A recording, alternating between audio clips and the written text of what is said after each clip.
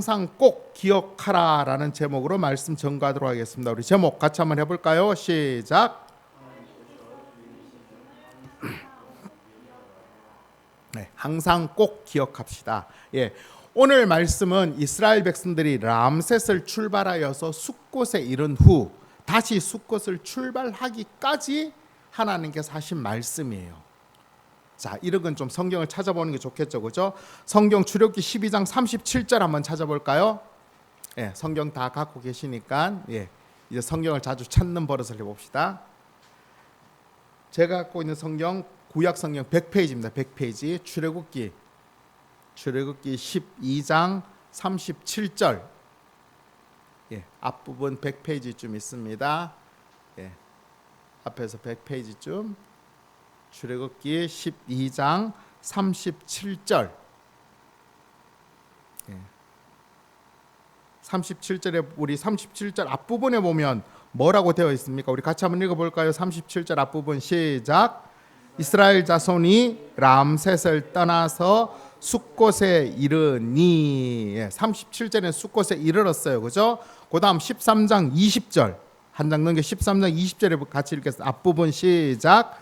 그들이 숫곳을 떠나서. 그러니까 숫곳에 도착하여서 떠나기 전까지 이루어지는 내용이 우리 지난주에 살펴본 6월절부터 오늘까지의 말씀의 내용이라는 것입니다. 이해하시겠죠, 그죠? 성경은 이런 어떤 상황과 장소나 이런 것들을 살펴보는 것들이 꽤 중요한 부분이라서 제가 말씀드리는 거 앞으로 계속 그렇게 보도록 하겠습니다. 자, 한번 여러분 상상을 한번 해보세요. 지금 출애굽기 자꾸 머리를 그리셔야 돼요. 출애굽할 때 몇 명이 출애굽했어요? 장정만 60만 했으니까 200만 명이 정도 출애굽을 했어요. 그리고 언제 출애굽을 했어요? 6월절이 언제, 아침, 점심, 저녁 언제 이루어졌어요? 저녁 때, 밤중에 했죠, 그죠? 자, 그러면 그때 출애굽을 했어요, 그죠? 자, 시간상 그때 출애굽을 해가서 람셋에서부터 쭉 지금 나왔는데 사실 이스라엘 백성들에게 지금 굉장히 중요한 시기예요. 그러면서도 굉장히 어수선한 시기예요. 왜 그렇죠? 원하는 대로 애굽 사람들이 가서 은금 패물과 의복을 받아 나왔어요. 하지만 이렇게 빨리 갑작스럽게 애굽을 출애굽하리라고 생각했을까 못했을까요? 못했어요. 그러니까 준비도 제대로 하지 못하고 정신없이 출발하였습니다. 첫 번째 정착지인 숫곳에 도착하였어요. 람셋에서 숫곳까지 거리가 뭐 다르게 표현되어지겠네요. 평균 잡아서 보통 한 40km 정도 된다라고 신학자들은 이야기하고 있어요. 40km 얼마나 걸릴까요, 시간이? 보통 군인들이 1시간에 걷는 거리를 약 4km 정도라고 이야기를 해요. 좀 빨리 이렇게 행군을 할 때. 그러면 40km면 약 10시간이겠죠, 그죠?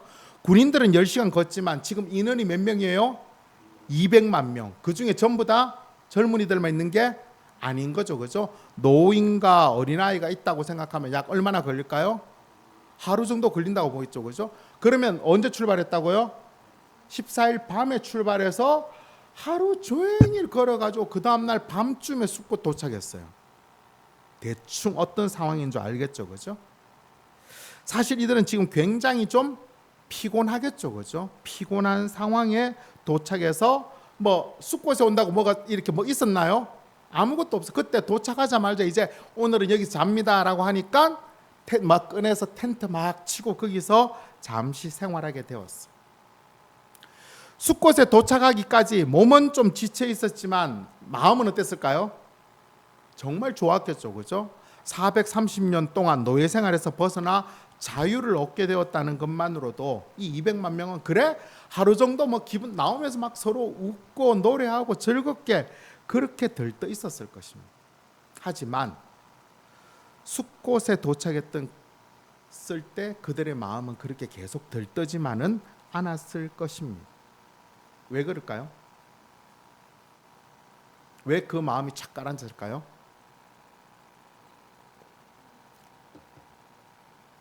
당장 숫곳에서는 뭘 해야 돼요?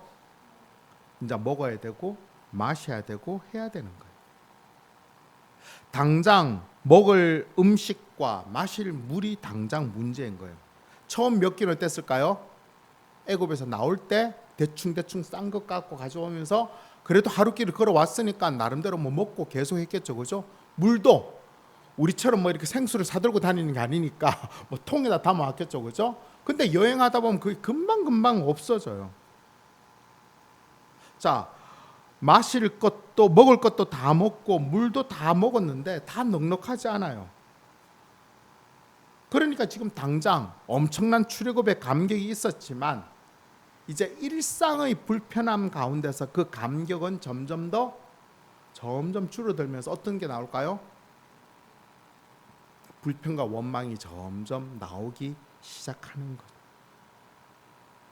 그런 상황에서 하나님께서 모세와 아론에게 부르셔서 말씀하셨습니다. 처음 말씀하신 것은 지난주에 살펴본 것처럼 우리가 하나님께서 뭐라 하셨죠? 유월절에 관한 말씀을 하시고 난 다음에 오늘 말씀을 다시 이어가시는 것입니다. 자, 여러분 한번 생각해 봅시다. 어떤 상황인지 아시니까 만약에 하나님께서 지금 이 상황에서 이스라엘 백성들에게 이야기를 한다면 어떤 이야기를 하셔야지 가장 정상적일까요? 왜요? 뭐 어떤 이야기? 그렇죠. 지금 당장 뭘 해줘야 돼요? 야, 지금 저쪽에 가면 먹을 게 있어. 아니면 저쪽에 가면 뭐 마실 게 있어. 그리고 앞으로 이렇게 해 나가야 되는 거야. 이런 어떤 전반적인 생활에 관한 부분들을 지금 이야기해 주셔야지만 지극히 정상적일 수 있는 것입니다. 왜냐하면 뭐 지금 아무것도 없으니까. 근데 사실은 이렇게 이야기 대책을 세운다고 해도 뭔가 할 수 있는 게 사실은 아무것도 200만이라는 게 엄청난 거예요, 사실은. 그렇지 않아요? 제가 전에 말씀드렸죠. 지금 대구 인구가 약 240만 정도 된대요. 대구 인구 전체가 움직인다고 생각해봐요. 보통 일이 아닌 거예요. 근데 그런 상황에서 하나님께서 모세와 아론을 부르셔서 모세를 부르셔서 이렇게 이야기하는 것이 하시는 것입니다. 오늘 본문 1절 2절 우리 같이 읽어볼까요? 시작. 여호와께서 모세에게 일러 이르시되 이스라엘 자손 중에서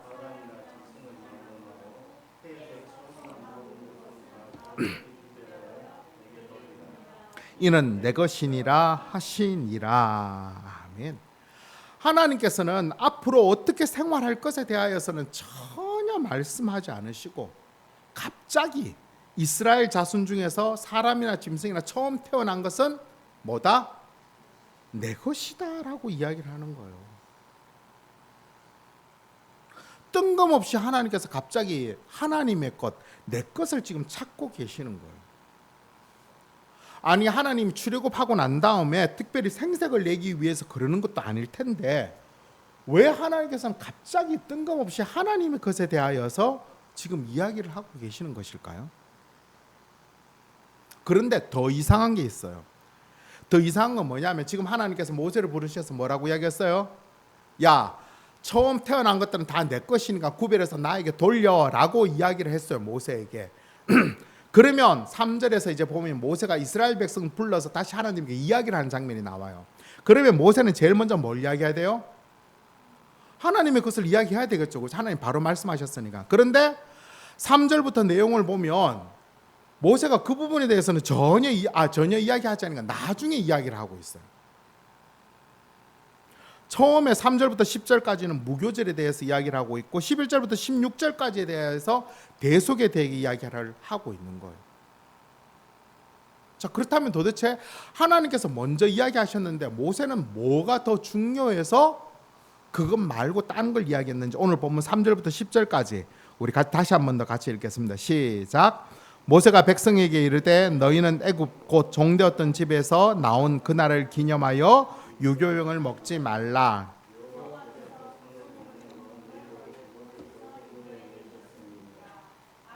이날에 너희가 나왔으니 여호와께서 너를 인도하여 가나안 사람과 헷 사람과 아모리 사람과 히위 사람과 여부스 사람의 땅 곧 내게 주시려고 내 조상들에게 맹세하신 바 젖과 꿀이 흐르는 땅에 이르게 하시거든 너는 이달에 이 예식을 지켜 이래 동안 무교병을 먹고 일곱째 날에는 여호와께 절기를 지키라.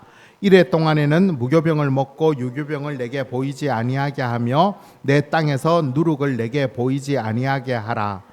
너는 그날에 내 아들들에게 보여 이르기를 이 예식은 내가 애굽에서 나올 때에 여호와께서 나를 위하여 행하신 일로 말미암음이라 하고 이것으로 내 손의 기호와 내 미간의 표를 삼고 여호와의 율법이 내 입에 있게 하라. 이는 여호와께서 강하신 손으로 너를 애굽에서 인도하여 내셨음이니 해마다 절기가 되면 이 규례를 지킬지니라. 아멘. 지금 당장 필요한 것에 대해 하나도 말씀하지 않으시고 앞부분에서 출애굽기 12장 약 15절부터 20절까지의 출애굽하기 전에 하나님이 유월절하고 무교절에 대해서 이야기했던 그 부분을 다시 한 번 더 거의 반복해서 말씀하고 있는 것입니다. 그런데 앞부분에서 하나님께서 무교절에 대해 이야기하신 것과 지금 여기서 말씀하신 것에 조금 차이가 있어요. 어떤 차이가 있냐면 몇 가지가 있는데 첫 번째로 차이는 것은 무교절을 지키는 시점의 차이입니다. 누른 것지 않은 무교병을 먹어야 하는 무교절을 지킬 것을 말씀하셔서 본문 5절에 보면 언제 이 무교절을 지켜야 된다라고 말씀하고 있습니까? 5절 앞부분에 뭐라고 말씀하고 있죠? 여호와께서 너를 인도하여 가나안 사람과 헷 사람과 아모리 사람 히위 사람 요 사람의 땅 곧 내게 주시려고 그 조상들에게 맹세한 바 젖과 꿀이 흐르는 땅에 어떻게 해요? 이르게 하시거든 이라고 말씀하고 있는 무슨 말일까요? 반대로 생각하면 만약에 하나님께서 이스라엘 백성들에게 그 땅에 이르게 하지 못하게 하면 이 규례는 지킬 필요가 있다 없다? 없다는 거예요. 내가 이르게 하거든 그때부터 지키라는 거예요. 이 말은 무슨 말일까요? 하나님께서 그 땅까지 어떻게 하시겠다는 거예요? 내가 인도하겠다는 거 들어간다는 거예요. 지금 이스라엘 백성들은 지금 이 시점에서 뭘 기다리고 있어요? 무엇을 마실까, 무엇을 먹을까, 이것이 고민인데 하나님께서는 야 그런 건 너희들 신경 쓰지 말라는 거예요. 내가 들어가도록 다 인도할 테니까 너희들은 들어가서 이것 생각해라고 말씀하시는 것입니다. 그걸 지금 이야기하고 계시는 거죠. 그렇죠? 둘째로 무교절에 대한 교육인데 같이 읽었던 본문 8절에 보면 아들들에게 이 무교절에 대한 의미를 분명히 알려주고 손의 기호와 미간의 표를 삼아서 항상 여호와의 율법이 입에 있게 하라라고 말씀하고 있는 것입니다. 이것이 정확하게 의미 좀 쉽게 보면 세번역 버전으로 우리 같이 한번 읽어볼까요? 세번역 버전으로 같이 읽겠습니다. 시작. 그날에 당신들은 당신의 아들 딸들에게 이 예식은 내가 이집트에서 나올 때에 주님께서 나에게 해주신 일을 기억하고 지키는 것이다 하고 설명하여 주십시오. 이 예식으로 당신들의 손에 감은 표나 이마 위에 붙인 표와 같이 당신들이 주님의 법을 늘 되새길 수 있게 하십시오. 주님께서 강한 손으로 당신들을 이집트에서 구하여 내셨기 때문입니다. 아멘. 이것을 지키는 전제 또한 이스라엘 백성들로 가나안 땅에 인도한 후에 대한 내용인 것입니다. 그리고 또 한 번, 두 번 지키는 끝나는 것이 아니라 유교절, 무교절에 대한 의미를 이 사람뿐만 아니라 그 자손들, 자녀들에게도 계속해서 가르치라라고 하는 것입니다. 자, 그렇다면 우리가 한번 생각해 볼 필요가 있죠. 그렇죠? 갓 출애굽한 이스라엘 백성들에게 있어서는 무엇보다도 지금 당장 먹고 사는 것이 중요한 시점에서 하나님께서는 그것보다는 유월절과 무교절을 지킬 것에 대하여서 말씀하고 있는 것입니다. 왜 그러셨을까요? 그게 더 중요하다라고 지금 당장 삶 사는 게 중요하다라고 생각하는 시점에서 하나님께서는 왜 유교절, 무교절을 먼저 말씀하셨던 것일까요? 오늘 본문 3절 우리 다시 한번 같이 읽어봅시다. 시작. 모세가 백성에게 이르되 너희는 애굽 땅 종되었던 집에서 나온 그날을 기념하여 유교병을 먹지 말라. 여호와께서 그 손의 권능으로 너희를 그곳에서 인도하여 내셨음이니라. 아멘.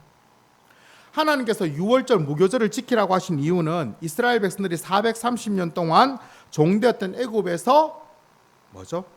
해방된 날을 기념하는 것이고, 또 가장 중요한 건 뭐예요? 그 출애굽을 누가 하게 하신 거다라는 거예요? 하나님께서 하게 하셨다는 것을 계속 기억하게 하셨다는 것입니다. 자, 하나님께서 왜 이 부분을 이렇게 강조하고 거듭 말씀하시고 또 후손들에게도 가르치라고 계속해서 말하고 있는 것일까요?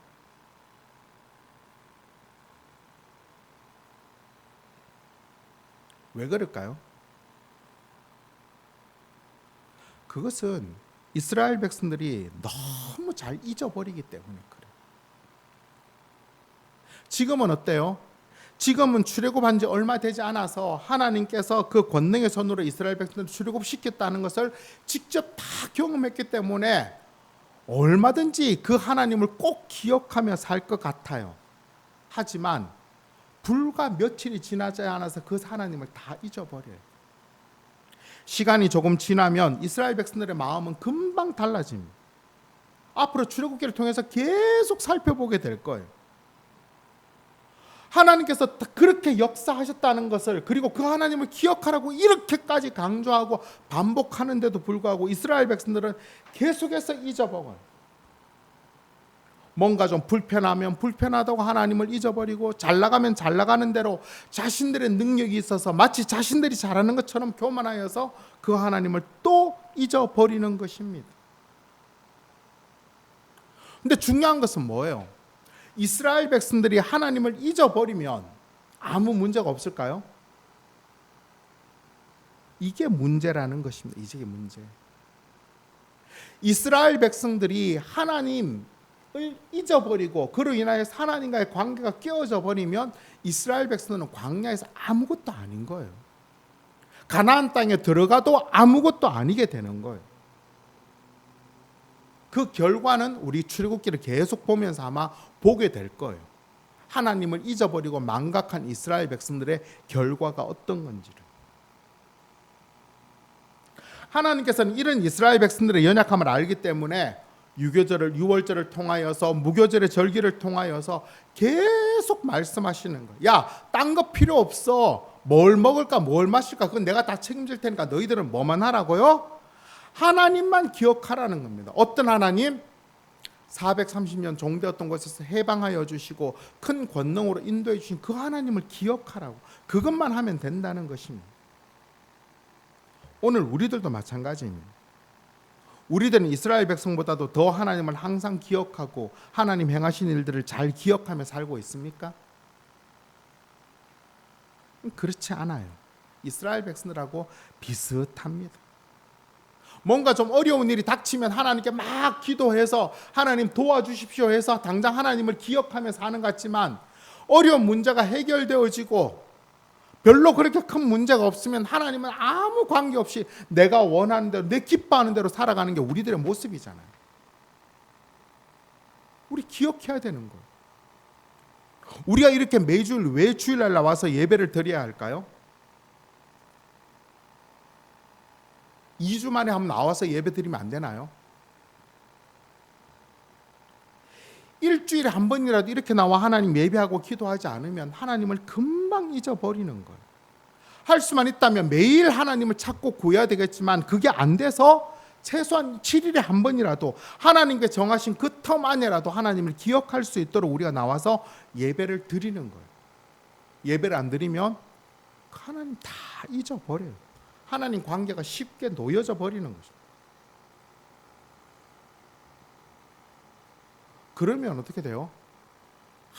아무런 하나님으로부터 오는 은혜와 관계에 대한 부분들이 다 사라져 버려요.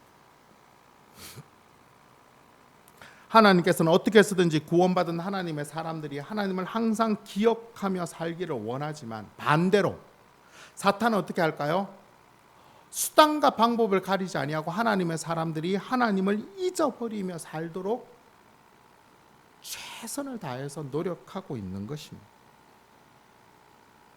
우리 성도들 한번 생각해 보세요. 지난 한 주간의 삶을 한번 생각해 보세요. 얼마나 하나님을 기억하며 얼마나 하나님과 소통하며 그렇게 살아왔습니까? 예배당, 교회를 예배들이 끝나고 나면 그냥 하나님에 대해서는 다 잊어버리고 그냥 그렇게 덤덤하게 아무 생각 없이 살고 있진 않나요? 식사 기도를 하면서 하나님을 기억하고 있나요?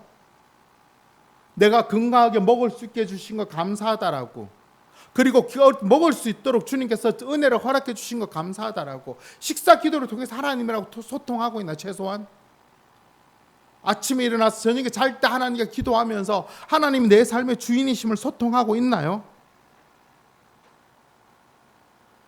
그거 소통하지 않으면 하나님과 아무 생각 없잖아요. 아침에 일어나서 급하게 허겁지겁 하면서 회사 가서 한 맡겨지는 결심도 하다가 또 안 좋은 일 있으면 불평하고 원망하고 짜증내고 또 좋은 일 있으면 그냥 기뻐하고 그냥 그러다가 저녁 먹고 자버리면 하나님하고 무슨 관계가 있어요?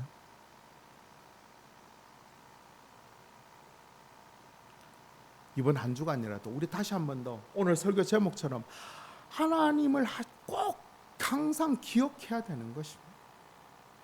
이번 한 주간 아침에 눈을 뜨면서부터 기도하고 찬양을 듣고 말씀을 묵상하고 설교도 듣고 성경도 보고 무슨 상황이 닥쳤을 때 하나님이라면 어떻게 하셨을까를 먼저 마음에 좀 생각해보고 그렇게 하나님과 소통하고 하나님을 기억하는 것이 우리 삶의 습관이 되어지도록 만들어야 되는 거예요. 습관이 되어지도록. 그렇게 해야지만 하나님께서 원하시는 삶을 우리가 살아갈 수 있게 되는 거예요. 그 세계관 속에 살아갈 수 있게 된다는 거예요. 그렇지 않으면 우리가 세상의 세계관 속에 휩쓸릴 수밖에 없는 거예요. 세상의 세계관은 뭐예요? 세상의 세계관은 황금 만능자예요. 약육강식이 지배하는 세계관이에요. 우리가 그게 아니야라고 아무리 발버둥 쳐도 우리가 하나님과의 기독교적 세계관 가운데서 우리가 삶을 만들어내지 않으면 금방 그 속에 다 섞여버리는 것입니다. 이번 한 주간 항상 하나님을 기억하고 하나님과 동행함으로 말미암아 하나님께 구원받은 사람으로 누릴 수 있는 그 하나님의 역사와 은혜들을 더 풍성히 누릴 수 있도록 하나님을 항상 꼭 기억하는 그런 저와 여러분 되시기를 간절히 바랍니다. 아멘. 이어지는 11절부터의 말씀에서는 하나님께서 1절, 2절에서 말씀하신 하나님의 것에 대하여서 좀 더 구체적으로 말씀하고 계세요. 오늘 본문 11절부터 13절까지 우리 다시 한번 읽어볼까요? 시작. 여호와께서 나와 내 조상에게 맹세하신 대로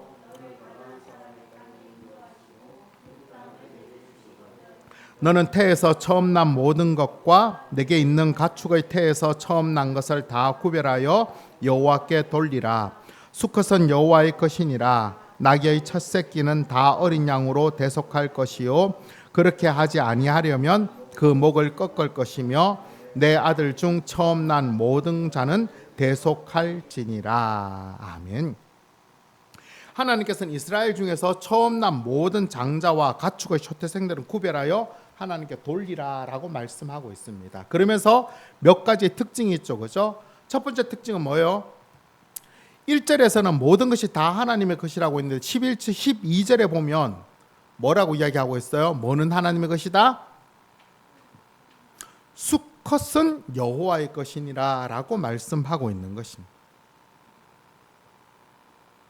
그러면 수컷은 여호와의 것이고 암컷은 여호와의 것 아닌가요? 그렇게 이야기하지는 않고 수컷이라고 이야기되는 것은 모든 것을 대표하는 상징성을 부여했다라고 생각하면 될 것입니다. 둘째로 13절에 보면 모든 가축은 하나님께 다 돌려야 되는데 나귀의 첫 새끼는 어떻게 하라고 하고 있어요? 어린 양으로 대속하라라고 말하고 있습니다. 그리고 만약에 어린 양으로 대속하지 않으려면 어떻게 하라는 거예요? 나귀의 목을 꺾어버리고 죽이라는 거예요. 왜 특별히 여기서 나귀가 거론되었을까라고 하는 것입니다. 물론 여기에 대해서는 신학자들의 많은 의견이 있는데 크게 두 가지 의견이 나와요. 첫 번째 의견은 나귀는 우리 나중에 살펴보면 레위기를 살펴보면 하나님께서 말씀하신 부정한 동물 중에 나귀가 대표적인 가축이에요. 그래서 부정한 것으로 하나님께 대속해서는 안 된다라고 말씀하시는 게 첫 번째 경우고, 두 번째 경우는 이런 거예요. 그때 당시만 해도 나귀는 사실은 굉장히 중요한 역할을 했어요. 어떤 역할을 했을까요? 일단은 짐을 날랐어요. 근데 당시 말이 그렇게 사용되지 않기 때문에 나귀가 그 일을 했어요. 짐을 나르고 또 사람들이 타고 다니고 그랬어요. 그러니까 쉽게 말하면 요즘에 자가용 같은 거예요. 그러니까 가난한 사람들은 이 나귀가 있으면 얼마나 좋아요, 그죠? 근데 나귀를 만약에 처음 태어난 초태생이라고 해서 죽여버리면 당장 문제가 너무 많은 거예요. 그렇다고 나귀가 번식을 많이 하는 것도 아니었어요. 그래서 하나님께서 좀 가난한 자들에 대한 배려로 나귀보다 좀 못한 어린 양으로 대속해내라라고 말씀하신 것입니다. 마지막으로 13절 이하에 보면 모든 처음으로 태어난 사람들은 하나님께 어떻게 하라고 말하고 있습니까? 대속하라라고 이야기하고, 즉 사람을 죽이라고, 사람 잘 죽여야 되는 거죠, 그죠? 죽여야 되는데 하나님께서는 죽이지 말고 대속하라. 이 대속이라는 말이 무슨 말이냐면 쉽게 말하면 값을 지불하여 어떤 것을 풀어주라는 의미예요. 무슨 말이냐면 장자가 죽어야 되는데 사람이 죽는 것을 하나님께서 원치 않아서 사람 죽이는 대신 다른 것을 행하여서 그 장자가 죽었던 것을 나타내라라고 말씀하고 있는 것입니다. 여기서 말씀하고 있지 않은데 민수기에 보면 그런 장자 한 명의 생명을 대속하기 위해서 지불해야 될 금액이 얼마냐면 약 5세겔 정도라고 이야기를 하고, 5세겔. 이 5세겔이 얼마나 될까라고 하면 1세겔이 보통 노동자의 4일 정도의 임금이에요. 그러면 그때 당시 우리 신약의 개념으로 생각하자면 보통 노동자의 하루 임금 자체가 보통 한 데나리온이라고 이야기하는데, 그러면 한 세겔은 4데나리온이죠, 그죠? 그럼 한 데나리온은 하루 일당을 잡으면 일당 우리 요즘 얼마씩 받아요? 계산하기 편하게 10만 원 잡아요. 그러면 한 세겔은 얼마요? 40만 원이죠, 그죠? 그러면 장자의 대속값은 얼마라고 했어요? 5세겔. 그러면 얼마요? 돈으로 따지면 200만 원 정도가 되는 거예요. 200만 원. 200만 원이 커요, 작아요? 좀 커 보이진 않죠, 그죠? 200만 원 정도. 그런데 그때 당시 200만 원은 꽤 큰 것이었어요. 왜냐하면 신약에 보면 한 데나리온으로 한 가족이 하루를 먹고 살아요. 그러면 200만 원 같으면 어때요? 한 가족이 꽤 중요한 큰 금액이다라고 볼 수 있는 것입니다. 그런데 하나님께서는 그 일을 행하라는 거예요. 반드시. 왜 꼭 굳이 이런 걸 해야 되냐라는 말이 있는데 하나님께서는 이 부분을 이렇게 말씀하고 있습니다. 오늘 보면 14절 15절 우리 같이 읽어볼까요? 시작. 후일에 내 아들이 내게 묻기를 이것이 어찌 됨이냐 하거든 너는 그에게 이르기를 여호와께서 그 손의 권능으로 우리를 애굽에서 곧 종이 되었던 집에서 인도하여 내실세 그때 바로가 완악하여 우리를 보내지 아니하매 여호와께서 애굽 나라 가운데 처음 난 모든 것은 사람의 장자로부터 가축의 처음 난 것까지 다 죽이셨으므로 태에서 처음 난 모든 수컷은 내가 여호와께 제사를 드려서 내 아들 중에 모든 처음 난 자를 다 대속하리니. 아멘. 이스라엘 백성들을 보내라고 하시는 하나님 말씀에 바로는 끝까지 불순종했어요. 그렇죠? 그래서 어떻게 했어요? 결국은 애굽에 처음만 모든 것들, 사람의 장자와 가축의 초태생까지 장자가 다 죽는 장자 죽음의 재앙을 임하여졌습니다. 하지만 이스라엘 백성은 어떻게 해요? 하나님 말씀에 순종하여서 어린 양으로 좌우 문설주와 인방의 피를 바름으로 죽지 않았던 것입니다. 그렇다면 이스라엘 백성들이 바로보다 하나님 말씀을 훨씬 잘 들어서 바로보다 하나님 앞에 훨씬 더 기쁜 일을 해서 그래서 장자들이 죽지 않은 걸까요? 아닌 거예요. 어떻게 해서 하나님이 어린 양으로 그 죽음을 대신하게 한 거예요. 근데 그 죽음을 대신하게 했다라는 개념이 가나안 땅에 들어가서 그냥 그것으로 끝나지 아니하고 하나님께서는 성전 세겔로 대속하게 하므로 말미암아 그것들을 기억하게 했다는 것입니다. 기억하게 했다는 것. 즉 하나님께서는 이 처음 난 것을 대속하게 함으로 말미암아 하나님이 어떤 분이시고 또한 이스라엘 백성들의 구원을 위해서 하나님께서 어떤 일을 행하셨는지에 대하여서 기억하게 하셨다는 것. 왜 그랬을까요? 왜? 이것도 동일하게 똑같아요. 어떻게 해요? 이스라엘 백성들이 너무 잘 잊어버리니까. 하나님을 잊어버리면 어떻게 해요? 바로처럼 마음이 완악해져서 멸망의 길을 걸어갈 수밖에 없으니까. 하나님께서는 모든 것이 다 하나님의 것이다라는 것들을 분명히 나타내고 그것을 출애굽을 통해서 드러내셨어요. 그런데 이스라엘 백성들이 그것을 망각하는 순간 끝나버린 거죠.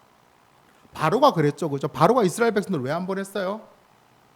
다 내 건데 왜 그걸 하나님 버리라는 거냐는, 안 된다는 거예요. 이 첫 것을 하나님 앞에 돌려드림으로 뭘 계속하라는 거예요? 우리의 모든 것은 하나님의 것이다. 하나님의 것이다. 원하시면 언제든지 드려야 되는 것이고 하나님께서 기뻐하시는 대로 나타내야 되는 것이 우리들의 본분이다라는 걸 잊지 말도록 하나님께서 가르치시고자 원하셨던 것입니다. 우리가 분명히 기억해야 될 것은 하나님은 창조주이시며 세상의 주인이십니다. 주인이세요. 따라서 이 세상의 모든 것은 다 하나님의 것입니다. 이것을 믿고 인정하십니까? 아멘. 지금은 우리가 이렇게 인정하고 믿지만 막상 우리가 어떤 상황에 도착해버리면 그것들을 잊어버릴 경우가 굉장히 많아요. 그래서 하나님께서 끊임없이 우리들에게 그것을 기억하게 하시는 그 대표적인 기억의 방법이 뭔가요? 바로 헌금인 거예요. 헌금. 11조와 감사임을 하나님 앞에 드리라고 하고 있어요. 하나님께 왜 헌금하라고 할까요? 하나님 돈이 없으셔서? 하나님 뭐 필요하셔서? 아니에요. 우리로 하여금 그 하나님을 잊지 말라는 거예요. 어떤 하나님? 모든 것의 주인이신 하나님을 우리가 반드시 나타내라는 것입니다. 11조를 하고 헌금을 하는 거 결코 쉽지 않습니다. 그럼에도 불구하고 모든 것의 주인이 하나님을 인정할 때 그때 비로소 하나님께서는 하나님 약속하신 것으로 갚아줄 수가 있는 것이고 책임져 주신다는 것입니다. 그것을 기억하라는 거, 그것을 기억하라는 거. 우리가 그것을 놓아버리면 내가 이 세상의 삶을 내가 책임져야 되는 거예요. 우리는 헌금을 드림으로 하나님이 책임지신다는 것을 우리가 받아들이고 그 하나님 앞에 우리의 짐을 맡기는 거예요. 여러분, 어떤 삶을 사는 게 좋아요? 내가 다 책임지고 내가 어떻게 하든지 뭘 살려고 발버둥 치는 거하고 내게 있는 것 하나님 앞에 드림으로 하나님이 내 삶을 책임져 달라고 하나님께 맡기는 것, 어떤 삶이 더 좋을까요? 분명히 기억합시다. 근데 반대로 생각하면 어때요? 사탄은 이 부분들이 너무나 쉽게 공략해버리는 거예요. 야, 하나님이 책임져 주긴 뭘 책임져? 네가 다 책임져야지. 네가 책임 안 지면 아무것도 없어.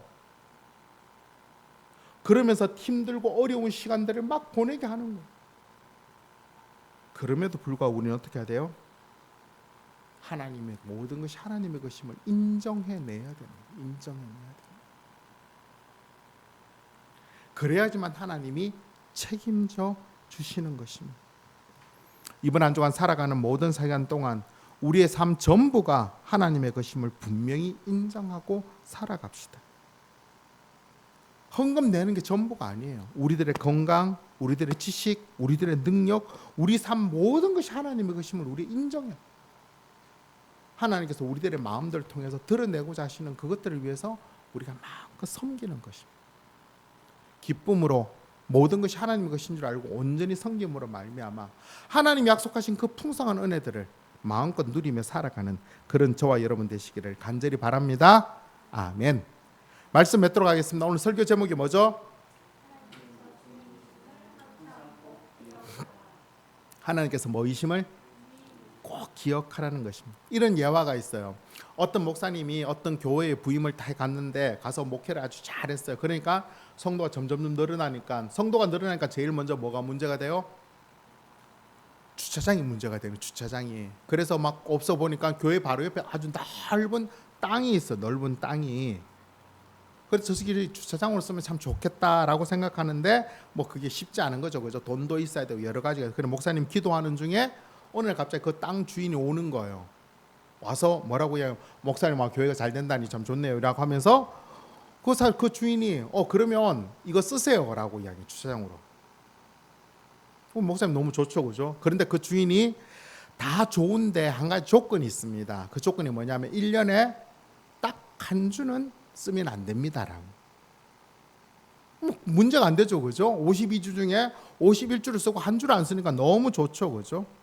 그렇게 해서 계약을 하고 쓰는데 교회가 주차장으로 쓰니까 너무 편하고 좋은데 어느 시점이 딱 지나고 나면 어떤 불평이 다시 나와요? 그 한 주는 왜 안 되는 거야? 이 생각이 자꾸 나오는 거예요, 그죠? 그래서 목사님이 고민하다가 다시 그 주인을 찾아가서 물었어요.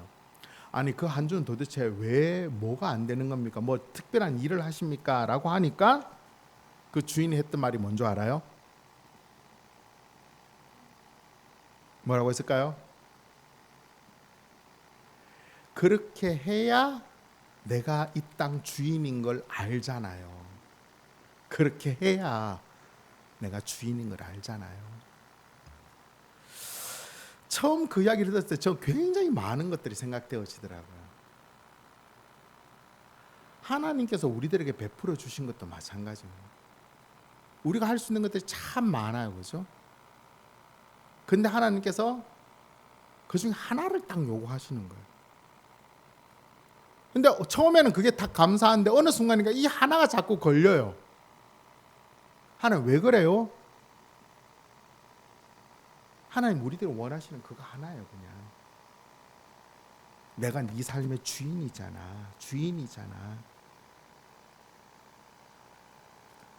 하나님께서는 창조주이시며 전지전능하신 참 신이십니다. 그래서 이 세상의 주인이십니다. 근데 사람들은 그 하나님을 인정하지 않고 믿지 않고 자기 마음대로 하려고 합니다. 우리가 생각할 때 그 땅 주인이 한 주 안 된다고 했는데 자꾸 쓰다 보니까 그 한 주가 불편해서 뭘 한 주 그냥 가서 차 대고 써버리면 그 사람 어떤 사람이에요? 배은망덕한 사람이죠. 근데 우리가 어쩌면 그런 거 아닐까요?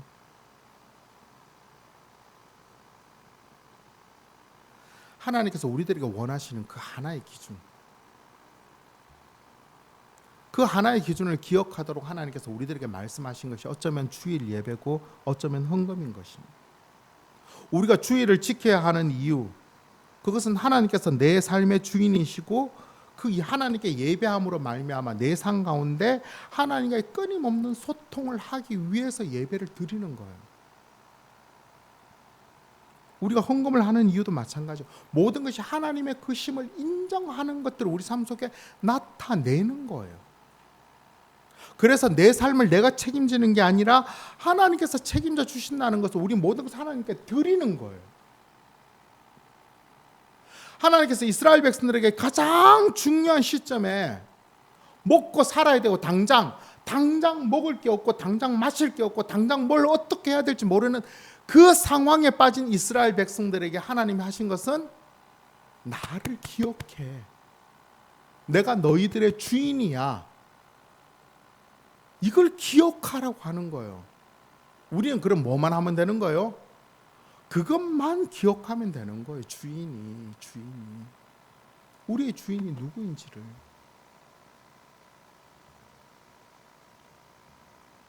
그러면 그 주인이 우리들을 위해 펼쳐놓으신 그것들을 우리는 마음껏 누리며 살아갈 수 있게 되는 것입니다. 이번 한 주간 또 어떤 상황과 형편 가운데 처할지 거할지 우리는 아무것도 알 수 없어요. 하지만 그 모든 시간마다 우리가 기억해야 될 것은 하나님 내 삶의 주인입니다. 아침에 눈 뜨자마자 제일 먼저 입으로 고백하세요. 하나님 내 삶의 주인입니다. 하나님 내 삶의 주인입니다. 오늘 하루도 주인님 뜻대로 잘 살게 해주십시오. 건강하게 살게 해주십시오. 저녁에 잠자리 들 때 주인님 오늘 하루 잘 살았습니다. 주인 뜻대로 내일도 잘 살 수 있도록 오늘 평안을 주십시오라고 기도하는, 하루 종일 생활하면서 하나님이 내 삶의 주인입니다라고 고백하며 기도하며 그렇게 살아가는 거. 그러면 내가 해야 될, 내가 맡겨진 책임들, 내가 가진 염려들, 근심, 걱정들 다 하나님이 해주신다는 거예요. 내 삶의 전부가 하나님의 것임을 분명히 인정함으로, 하나님을 기억함으로 말미암아 하나님 우리의 삶의 모든 것을 책임져 주시고 인도해 주시고, 그로 인하여 하나님의 은혜와 역사가 우리 가운데 이루어지는 것을 우리가 볼 수 있게 되는 것입니다. 우리의 믿음이, 하나님 향한 믿음과 인정이 말이 아니라 우리 삶 속에서 드러난 그 삶의 열매로 나타나져서 정말 하나님께서 말씀하시는 그 은혜와 역사들을 풍성히 누리며 사는 그런 저와 여러분 되시기를 간절히 바랍니다. 아멘. 말씀 생각하며 오늘 부르기를 원하는 찬양은 나 무엇과도 주님을 이라는 찬양입니다.